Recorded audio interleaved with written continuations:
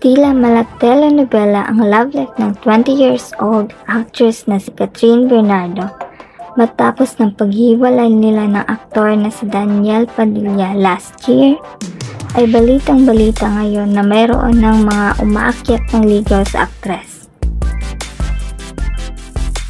Hindi lang isa, hindi lang dalawa, kundi 3 sikat at bigating aktor ang sinasabing nanliligaw kay Catherine ngayon.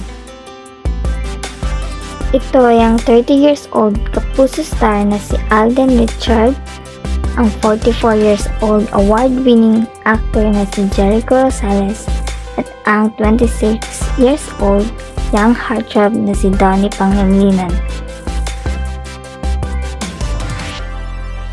Ang napabalitang di umano'y mga manliligaw ni Catherine.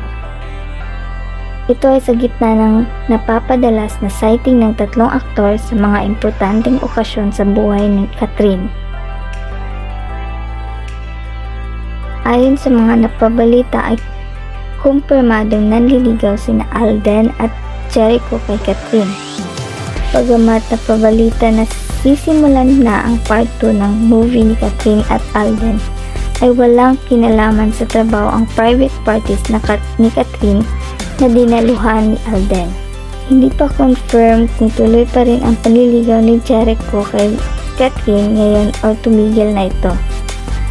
Dahil housewarming party ni Catherine, hindi na mataan si Jericho habang si Alden ay nandoon na toro-toro sa pag-alalay sa dalaga.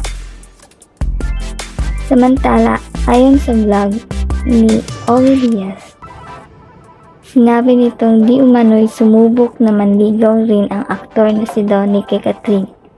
Ngunit huminto rin ito sa hindi malamang dahilan. Bagamat may ka-love team ay single daw itong si Donnie at walang karelasyon ngayon. Sa tingin ninyo, sino ang mas bagay kay Catherine? Gusto niyo ba siyang mag-love life or mag-heal at mag-focus muna sa kanyang sarili?